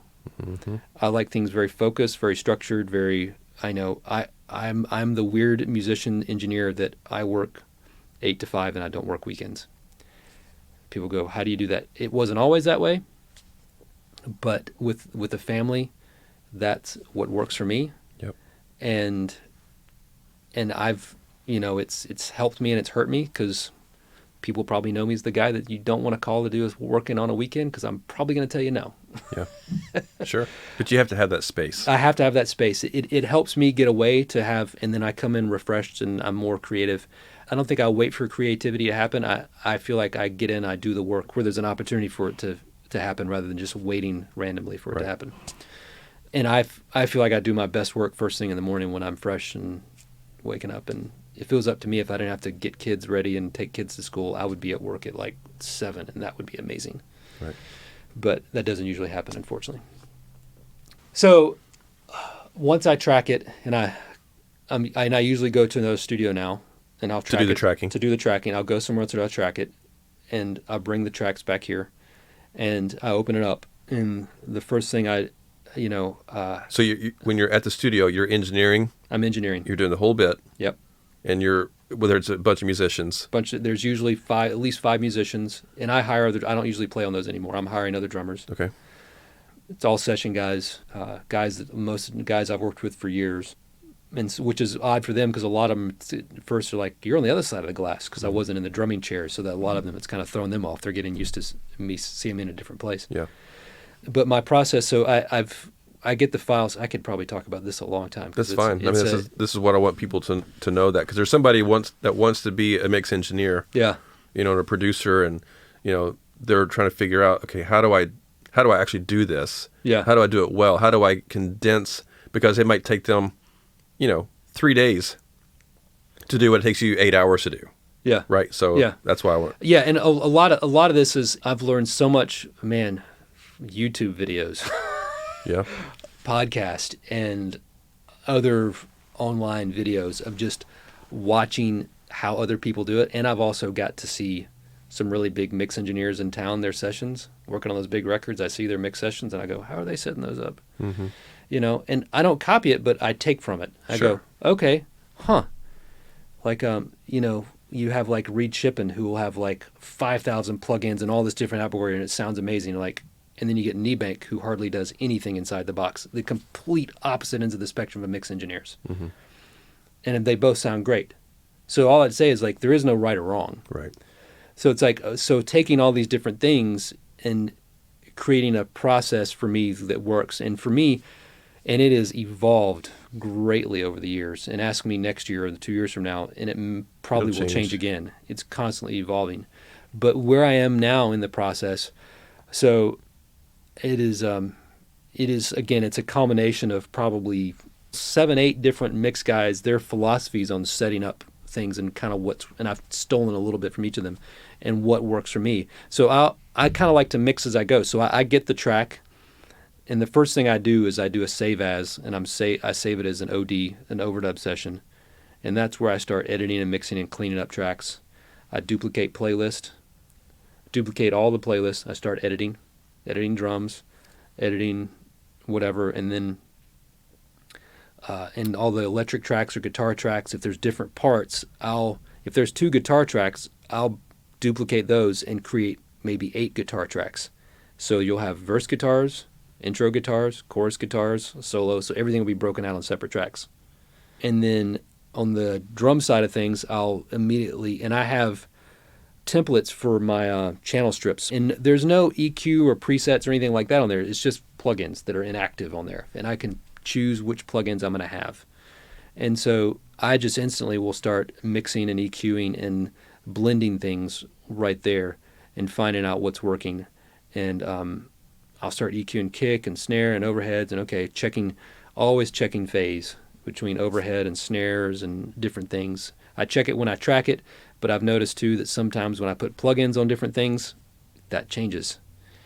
Phase is timing, and so you put a plugin on something as delay compensation, it's not delayed compensated correctly, it's going to be out of phase from what you originally tracked it from, depending on which plugin you have on there. So things are constantly changing, so I'm just going back and double checking that. And also too, I learned from someone years ago, phase is not a technical decision, it's a creative decision. So it's not just necessarily what's technically right, but what sounds right for the song. Right. It's all those different things. And I start breaking that out, and then I get a rough mix going. Okay, where's everything sitting? Finalizing the arrangement with as far as like guitar parts. Like, does the bass? Okay, well, the bass came in here. Does it need to come in there? Does it need to have a break before this first chorus? Does there need to be a little breath or a hit before here? And I can start adding in like shh, little sweeps or booms. Right. All those big crashes just kind of set stuff up. I can start setting those finalizer. Does there need to be another loop here? Does there need to be a loop in the chorus? Does there need to be something happening here? All these little production things I'm always adding, even to those demos. Like, okay, what needs to change? Okay, this guitar part's really the focus here. Okay, so I need to turn that up. Getting those, I like to get all that stuff ready even before I do vocals. So when the vocals come in, there's a really good roughed in of kind of what it's going to sound like. So, and then I'll do vocals and I'll comp and I'll tune all that in background. So there's my overdub session rough done, right? So, okay, so now it's time for mix. How many hours is that, just for what you just talked about? Depending on how long vocals take, assuming vocals are done fairly quickly, like within a half hour, luckily I don't work with a lot of bad singers. Yeah. And even if I do, in my experience, they're not going to get any better. I'm just going to tune it. Yeah. If I was doing a big record with someone that really stunk, I probably would take a lot longer.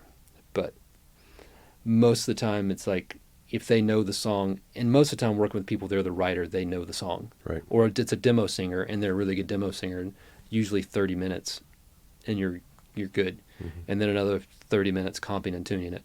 So, and then all the editing I've done. So you're talking maybe hour and a half. So I can edit and clean up and get all that stuff done in 30 minutes to an hour, plus another hour on vocals. Okay. Between comping and tuning and tracking. So you're looking at 2 hours you're in right there. Okay. And then you're looking at, and then I go into mix phase. And then I have a mix template. And my mix template is just a bunch of routing and effects and sends and parallels and two bus and stems. It's all this. So I'm not really dealing with, this is what my kick always sounds like, or this is what my bass, you know what I mean? So all that changes. But so my template is just routing. So I import my mix template in this, and then I just route all my tracks out to that.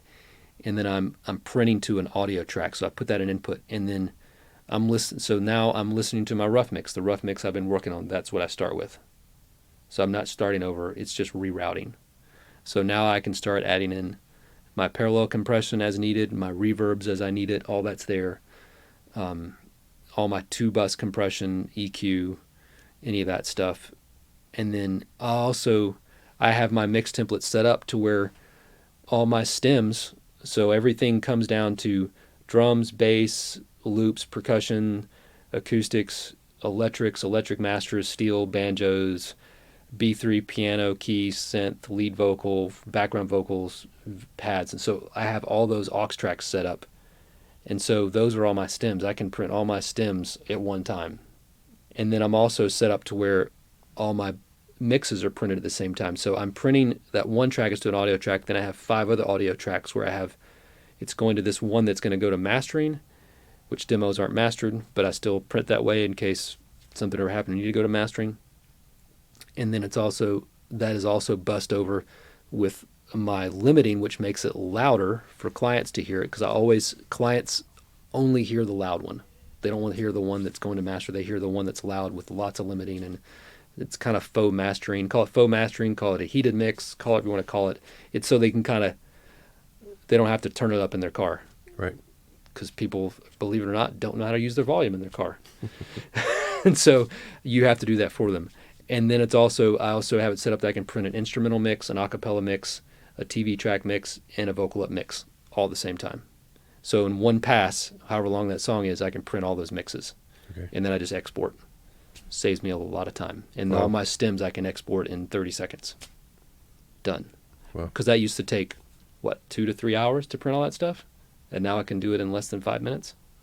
All at one time? All at one time. Wow. That's impressive. So if someone needs something, I go, here you go. And it's everything. It's everything. It took a lot of time to figure out how to set up a mix template to do all that. But again, I watched a lot of videos and got a lot of ideas from different guys and figured out how to do it for myself. That's really cool. And also too, there's a lot of parallels. There's drum parallel, there's acoustic parallel. I mean, all different sorts of parallel compression and EQ, and all my verbs are set up in there. I mean, I'll have like 10 reverbs and delays for vocals, for just the lead vocal, but I may use 1. But they're all there. Okay. So it's like there's a small room, there's a hall, there's a chamber, it's like a ping pong delay, there's a mono delay, there's a slap, there's a spring, anything I could possibly need. It's just there. I just turn it on. I don't have to go searching for it. So you can have 10 plugins of different reverbs in this setup. Yeah. All turned off. You just turn one on that you want, and it's there. I may tweak it depending on the song, sure, of course, but at least I have a starting place. Yeah. So start to finish on one song, from tracking it to it's faux mastered, let's say. Yeah. For the purpose of a demo, what's your time frame now? 5 to 6 hours. Okay. That's fast. Yeah. That's extremely fast. Yeah. No wonder why you got so much work. Yeah. I mean, maybe 8 or 9 hours because sometimes, it does happen occasionally. You come in and usually there's certain writers or artists that I work with that that are more prone to this than others. And a lot of times it's stuff that I didn't track that they'll send me, Because I get sent a lot of stuff too that writers will come to me over and over again because I can fix a track. I tracked this, it's not right, fix it. What that means is reproduce this track. I'm not going to recut it, so you have to work with what I have and make it better, feel like what I want it to feel like. And a lot of times that is... Now, is this for just a demo? It's for a demo, yeah. So like they went somewhere else and cut it, and they got it back, and they're like, and they were even there when it tracked. So I don't know how this happens, but it does happen. Like you were there when it happened, but it cut a lot of times. They just, again, when you're tracking, you just don't have a lot of time to try and experiment things, and maybe the players on the floor just weren't getting your vision. And so now it's my job to kind of go, okay, they tracked it, and it's the right tempo and the right key, and it's basically the right arrangement as far as intro, verse, chorus. Most of the time, sometimes it's not. Sometimes you got to change that too. Okay. And it's like, okay, but I want it to feel. They'll be like, I want to feel more like Coldplay. Okay, well, which Coldplay? you know, and they start throwing out all these references, which pretty much mean nothing. You know what I mean? They'll throw out things that are so abstract and esoteric that my job is to figure out what do they actually mean, because that a lot of times those references will have no bearing at all on what they're talking about. Okay. Like this song is so not anywhere close to that. But what I have to discern from that is this song that they're referencing has an energy or an emotion behind it. There's a vibe to it that they want to somehow get out of this. And I have to figure out where those two meet. And that's an interesting problem to try to fix with what you have. And I'm not one that can really play harmonic instruments, so I'm definitely limited. Like if I could play guitar or keys, I would be working even more. Yeah. Like because I'm kind of tied with my hands behind my back, going, okay, I can program drums and edit and stuff like that and create stuff out of what's there, but I'm not necessarily going to be replaying guitars on this track. Right. A lot of times, what I'll do is first thing I'll do is I'll just start muting things. Like I'll mute all the drums and go, okay, what is... And a lot of times I like to get the work tape. A work tape is basically just the writers sitting in a chair in a room with an iPhone with an acoustic guitar playing the song. Right. As simply as possible. A lot of times I'll reference that and go, okay, especially if that had a vibe, because sometimes those vibe on those things are amazing. And you're like, what was that was so amazing that made them want to demo the song? And I have to get back to what that was to figure out how to translate that to this demo. And sometimes that's my reference point, and sometimes I'll mute everything back to just an acoustic vocal and go, okay, what is the thing? And try to find the thing. And then I'll just start adding things like, okay, I'll mute the drums. Okay, I like the drums in the chorus, but it needs like a little loop. Oh, the loop doesn't come into the verse, but this acoustic, I like this guitar part that's maybe in the down chorus, but that'd be great in the intro.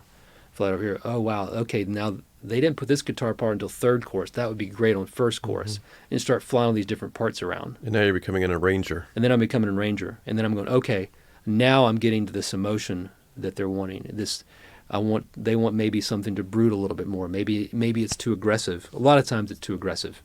And they want to subdue that down. And okay, how do I do that? And there's different tricks and loops and different things you can kind of, a lot of times, sometimes it's just adding a ton of verb to something, people go verb, that's vibe, it's just right. washed out. It sounds cool now. It's just a bunch of verb, but right. Whatever that is, and it's finding that little thing that gets them excited about the song again. Do you find that labels want fully produced demos turned in as opposed to just a piano vocal or a guitar vocal? Because what you're doing is very involved. Yeah. Just for a demo. Yeah. And that's to take a song that someone has written, create a demonstration for them to pitch to either a publisher or to a label. Yeah. For hopefully that an artist will right. Someday cut and put on an album. Yeah. And I know people that say, yeah, it needs to be fully produced. I know people that say, just do a guitar vocal or a piano vocal, and that's all that you really need, so they can hear the melody of the song and the lyrics, But being in the position that you're in, where do you fall in that category? Yes. Yes, either and or both? Yes. Yeah. How do you make that decision? I constantly hear all those arguments you just said. And Mark Irwin, Yeah. we were talking about him earlier. You know Mark, and I know Mark, and Mark has been on the podcast. Yeah. And we were talking about this.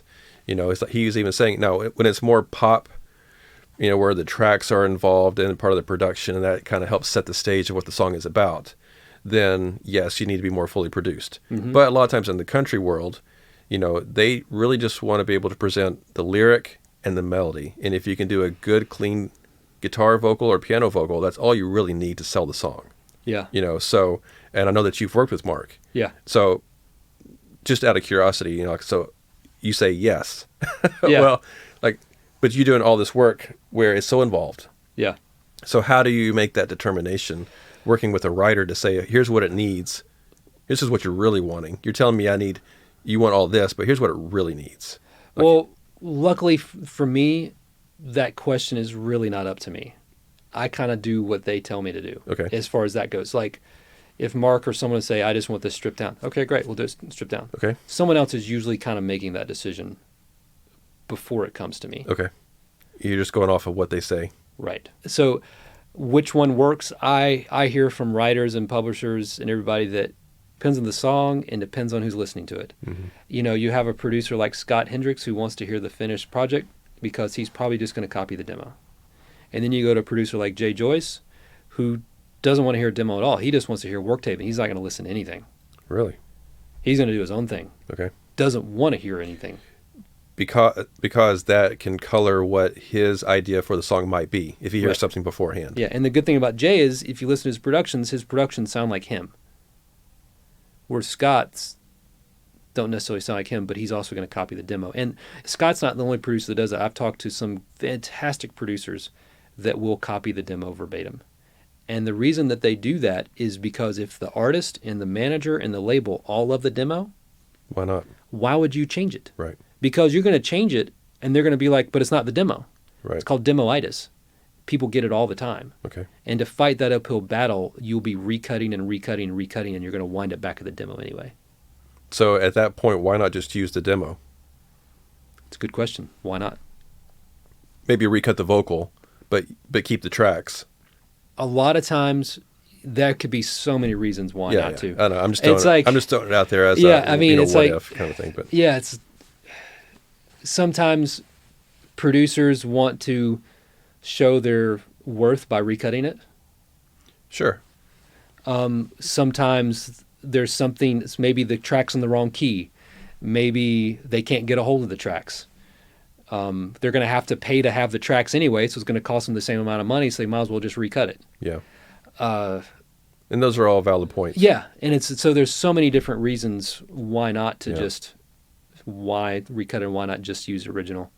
Because a lot of times they may copy the demo, but there may be subtle changes enough that's like, why not just recut it? Yeah. I'm producing a record now, then I'm doing the same thing. It's like, and I did the demos. I did a lot of the demos, and I'm having to copy my own demos. Okay. I did the demos, and now I'm producing the record and recording and mixing the record. Okay. And I'm having to copy myself. But why? That's just interesting to me. If you did it yourself, and then now you're producing your own demos. Yeah. Like, is it the key having to change? Like, no, what is it that nothing's changed. So what makes you have to recut your own stuff from the demo if it's going to end up being just like the demo? They didn't want to have to pay to upgrade it. It becomes I'm rolling my eyes back and forth trying to think. My mind's going. It becomes a financial decision to them. I don't understand why that's a big financial decision, but for them, for whatever the scenario is, it is. That is It's interesting. cheaper for them to just recut it. Really? Apparently. That's the only thing I can come up with. But I'm like, I've beat my head up against the wall of just recreating what was there. Interesting. Exactly. Verbatim. Like taking 4 bars at a time on guitar parts and taking 2 hours to redo all the guitar parts verbatim. Wow. Makes you just want to put your head through a wall. But there are people listening that want to do this. Yes. They're like, okay, this is really good stuff for them to know. Yeah, and believe me, I would rather do that than dig a ditch. Exactly. Any day of the time, because I'm sitting there with a buddy of mine recreating guitar parts in a studio at Blackbird. What's not fun about that? Who cares? Right. Yeah. Figure out the details, but you get to do it. Yeah, all I'd say is like production is not always creative. Oh, of course. You know what I mean? So I mean, a buddy of mine who's one of the best producers that I really respect, he said production is managing expectations. Mm, I'm like, I still think about that one a lot. that's good. It's so true. And he is so good at that. So good at managing expectations with managers, artists, and labels Yeah. and figuring that out. And That's I'm good. like, that is and he was a communication major in college. Yeah. And he does that so well. So Yeah. well. I always tell people, there's the creative side Yeah. of what we do, but this is a business. It is. And so even if you're a creative person, if you're the songwriter or you're the artist, you need to have business sense. Absolutely. You need to know how to work the business side of things. You may not know all of it. Nobody knows all of it. Yeah. But you need to know some of it, and you need to have people around you that know other parts that you don't. Yeah. To help navigate those things. Yeah. To do it well. Yeah. So it's not just one or the other, especially if you're on the creative side. People can be just business in the music industry. Yeah. Because they don't have creative side to them and they don't want it, but they want to be involved in music. And so, that's one thing. But if you're a creative person and you're wanting to be a writer or an artist or singer or whatever, you still need to have that business aspect to what you're doing, because for the majority of people, most people that are listening aren't going to be on a label. Right. And they may never get on a label. I may not want to get on a label, but Right. they want to do music for a living. Right. So especially as an indie artist, Yeah. or as an indie songwriter, whatever, you've got to be able to manage those business parts Yes. of everything. So Yeah. And if you can't, then try to get a team around you that can. exactly. Know your strengths and weaknesses. For me, I've learned years ago to be able to admit my strengths and faults and exploit. Don't try to fix my weaknesses, but exploit my strengths. Right. And that's worked pretty well for me. Yeah. I know what I can't do, and I Yeah. don't try to do that. Sure. Like mastering. I don't want to master. Yeah. But But people that are great at it. I know I So- have friends that are great mastering engineers. Yep. If I need something mastered, I go to them. I don't want to do it. Sure. Dude, this has been incredible.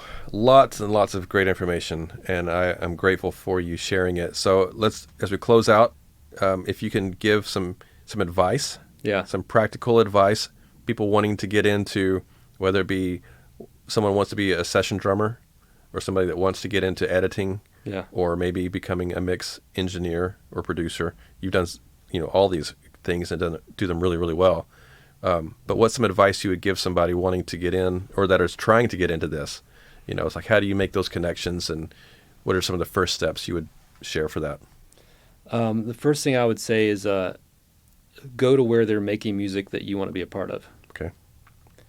If you're living somewhere that there's not music being made, there's not going to be music being made. And for me, I chose to come to Nashville because I didn't want to go to New York or LA. Mm-hmm. And because I wanted to do studio stuff. And in Nashville, I've learned the studio and the live worlds do not commingle. You're in one or the other. You mean like touring musicians? If you're a touring musician, you are probably not a full-time session musician. Right. Do you play sessions sometimes? Sure. Are you going to be called for the big sessions? No. Why? Because you're not available. You're out of town. This is a small town. Everybody talks, and if you're on the road, everybody knows you're on the road, and they're not going to call you because they know you're on the road.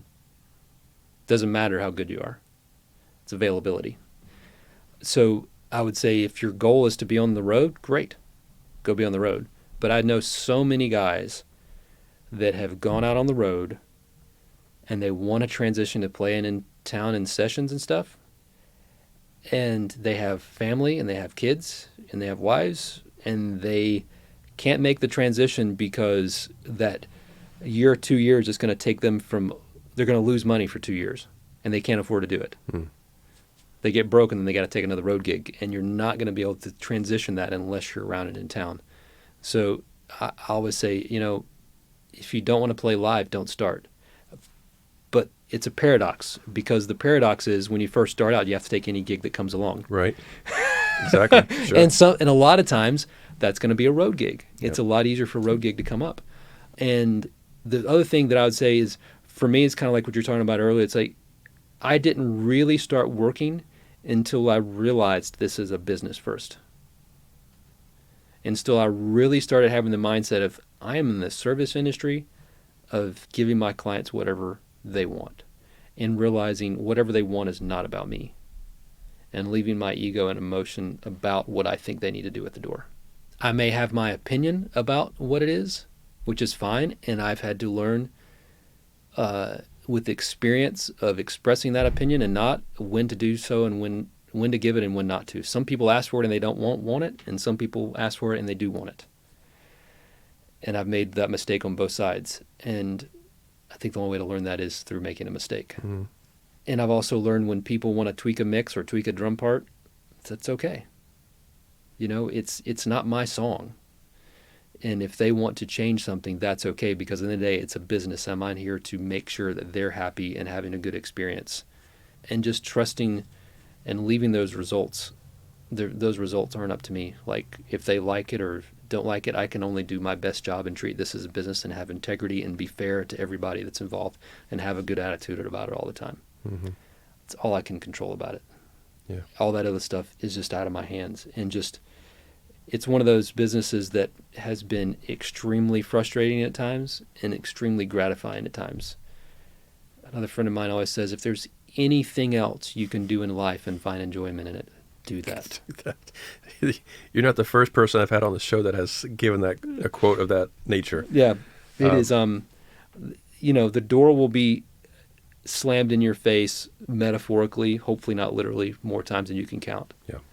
And in my experience, the successes come out of not where you think they would come from. You know, like all the things that I look back and like, those are the big monumental moments have come out of things. It's like, I didn't see that. I was working towards this direction and saw something came out of the other thing going, I did not see that happening. Mm-hmm. And that's always kind of blown my mind. I don't know why it's worked that way, but it has. And just really being willing to do whatever is necessary. It's, especially starting out, the amount of things, and I just loved it so much I would do anything. Yeah. Work till 2 o'clock in the morning in the studio for no money. Why? Because I'm in the studio. Why wouldn't I want to be in the studio? It's amazing. Yeah. What else am I going to be doing? It's the best place to be. What else am I going to be doing? Yeah. You know, and luckily for me, I didn't get married and have kids until I was in my 30s. So I had, you know, I definitely think that changes how you're able to put time and energy into this. Mm-hmm. I definitely tell young people that I sit down and have coffee with constantly that, you know, like they want to get into session work or studio work or whatever, and like they have a young wife and they're 21 and they're starting to have kids. I'm like, it's hard. You have a different challenge than I had. Okay. I don't see how it's not going to change things. Right. So what do you tell them? Because they need to know that somebody's listening that is young and married. In my experience, those relationships are much more important than my job. Yep. And so I'm going to make decisions based upon that. Mm-hmm. In my 20s, when I was single and didn't have kids, it didn't matter if I stayed out till 2 o'clock in the morning. I'm not going to stay out till the 2 o'clock in the morning when I have wife and kids at home now. Right. I'm just not going to do that. And I don't want to do that. Right. You know, I'm 45 years old. I don't want to see I really don't want to see 2 o'clock in the morning anymore. Yeah. I have no desire to see that. And a lot of that is just age and whatever else you maturity want to call it. Yeah. It's a nice way of saying it. Maturity, yeah. So to me, that's how it changes. It's just like, it just depends on how you're, and it depends on your wife and your kids and what they need out of that relationship. Do they need you to be there every night? Do they not need you to be there every night? It's, you know, marriage and family is so complicated, and everybody brings so much baggage into it, and yet it's also so important. Whatever that looks like for you, in my experience, it's still really important. Yeah. Well, and I always talk about success in this industry is not about being famous. Yeah. It's not. Yeah. It's so about being able to support your family, if you have one, if you're married and have kids or just married, either way. Yeah. For me, being successful is being able to support my family, making a living in music. Yeah. You know, now, if I'm not in music, my goal is to be able to support my family no matter what I'm doing. Yeah. But since the purpose of this is for people that are wanting to make a living in the music industry, how do I do that and support a family, right? Yeah. That's success. So success is different for different people. But ultimately, I think that's the goal. Yeah. Is if you can make a living and you can pay your bills and support a family, and you don't have to be famous. Very few people are going to be. I mean, it seems like there are tons of people that are famous, but in the scheme of things, the big scheme of things, it's a very small amount of people that are actually quote unquote famous that people around the world know. There's a lot more people working in the music business that are not nobody famous. knows. 100 times more than are famous, but are making a living at it. Yes. Yeah, that's the encouragement of this show. Yeah, is to let people know that you can do that. Yeah, absolutely. And I think too, it's like just being willing, like I was talking about, being willing to do whatever work you need to do, whether whatever you need to record or mix or whatever you need to do to get to that goal, and just be willing to do it, because you never know what that's going to lead to. Mm-hmm. Saying yes to this artist, it's like, I never thought that would lead to this. You just never know. Mm-hmm. And opening yourself up to those opportunities and just trusting the process that it's all going to, and I believe that work begets work. I think you just need to keep working, and that little work is kind of like a centrifugal force. It just keeps the snowball, just keeps rolling if you keep working. Yeah. Whatever that is, keep something going, even if it's, you hate to say for free, but if you got to do something to keep that ball rolling, whatever that is, it'll, in my experience, eventually open up a door, mm-hmm. one way or the other. And just try. Sometimes I've just had to try different things and realize that door shut on that and it didn't work. Okay, I learned that didn't work, so try something else. Right.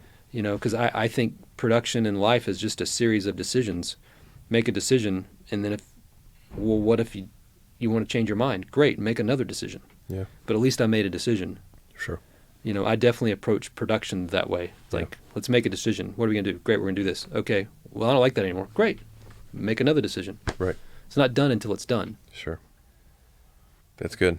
Hopefully that answers the question. It is a winding road, and it's up and down, and there's many days I go, is there anything else I can do to be happy? Because some days, even though I love my job, there's aspects that are so frustrating and so demoralizing that you just want to quit. Hmm. Like, if I get to sit in this room and mix and record all day long, that'd be great. But unfortunately, there's so many other aspects of the music industry that I have to do that are so frustrating. Collecting money, invoicing, mm-hmm. people calling and saying they need this. I'm like, what do you mean you need that? I gave you that to you like 4 weeks ago. What do you? And just accepting the fact that when I send files out, I send them out a certain way because I know that's how people want them, and it causes me less work on the back end. Right. Like, I always send mixes out as I attach it in an email as an MP3. Is it the best way possible? No, but I do that because that's how most people want to listen to it. If I try to send a link that's a WAV file that sounds better, they're going to be like, hey, can you just send me it in an email as an MP3? I guarantee that's what they're going to say. Interesting. So it's like, just again, give the client what they want. It's not necessarily how I would want it, but it's how they want it. Yeah. And that's different for people in TV and TV film sync world, because on that end, when it's music supervisors or licensing agents, they want it to be a downloadable link. They don't want MP3s sent in an email. That's like a no-no in that world. Yeah. But that's when it's turned in. I'm just talking to the artist or whoever for approval. Right, exactly. But I'm saying that's different. Two different things. It's just to say that, people want things done differently. Everybody wants something done differently, and you have to know how to work around everybody's expectations. Yes. So because I don't like. It really frustrates me when I've done something and people come back to me and they say they want something different. Yeah. Like that, because it wastes my time. Yeah. And I'm busy and I don't want my time to be wasted, so I do it the least. Like, I used to use a service to send files back and forth that would expire after 2 weeks. Mm-hmm. I don't do that anymore. Yeah. Because people won't download it for 2 months. Right. I'm like, I don't understand that. As soon as someone sends me a link, I download it within 5 minutes. Right. And I save it to my drive and I move it to where it needs to go and I have it. But a lot of people don't do that. Yeah. And so I've had to learn. I send them a Dropbox link and I code it and I color it and I label it exactly nice and neat and plain and simple. This song, what it is, download. It's a blue link, ready to go. Never expires. and they can trade it. And also don't send shared folders, because people will forward me a shared folder that I'm not on. It's like, I don't have access to that. Right. So now I got to go back to that person and just send me a link I can email back and forth. Yeah. I can send kind of what you're talking about. I just need a link I can download. Yeah. And I don't need it to expire, and I don't need it to be limited to who I can send it to. Sure. And that causes me less headache, and it works easier for me. Yeah. It's been my experience. Like, I want as simple and as little headache as possible, because getting a call back about that, then I have to stop what I'm doing and send that out and deal with that, and I don't want to have to deal with that. Yeah. Dude, you're awesome. Well, thanks. Appreciate it. Thank you for taking time to sit and talk and share all of this information with us and the audience. And I know somebody's going to take multiple nuggets of what we've talked about today and incorporate it into their careers. And I sure hope that they do, because I need to take some of this myself and incorporate some things that probably be helpful even for me. So, but thank you for your time. Thank you for your friendship, and absolutely, for letting me come hang out with you here. And I know you're going to continue to do incredible things and many more albums that we'll get to listen to and enjoy. And where can people check out your stuff? You got a website for information if people want to check out who you are? Or? No, I'm so horrible that I hardly have anything. You don't have anything? So if somebody wants to hire you to produce or do a demo, can they do that? Oh, yeah. I always say, if you want to find me, everybody can find me, because Nashville's a small town. But, I do have an Instagram. It's Benjamin C. Phillips. Okay. That I'll post stuff to every once in a while. I have a Facebook that it's BCP, BCP74, and that's about it. And I don't really check those very often. A little bit. I know you've contacted me on Facebook. You probably see slow replies. I'm just not. I don't even have Facebook on my phone anymore. I deleted it from my phone years ago. Yeah. Because I don't want it on there. I just had to put Instagram on there to post stuff, and it's I do that strictly for business stuff. But I'm really bad about that. Well, people can Google you and they can find you if somebody wants to find you bad enough. They can find me. I mean, just send me a Facebook message or an Instagram message is probably the quickest way, and then we can exchange contact information. Cool. Well, we'll put all that information in the show notes. Great, yeah. So people can check you out if they want to. So. Absolutely. Awesome. Dude, it's good to see you. Thank you for your time, and hope you have a great rest of the day. Thanks. Appreciate it. Thanks, Marty. Thank you guys so much for joining us again today for our conversation with Ben Phillips. I really hope you were able to take all of the things we talked about and that you can apply them to your life and into your career as well. Remember, Edenbrook Productions is here to help if you need consultation services via phone call, Skype, or FaceTime. Be sure to let us know how we can help you begin to make a living in the music industry.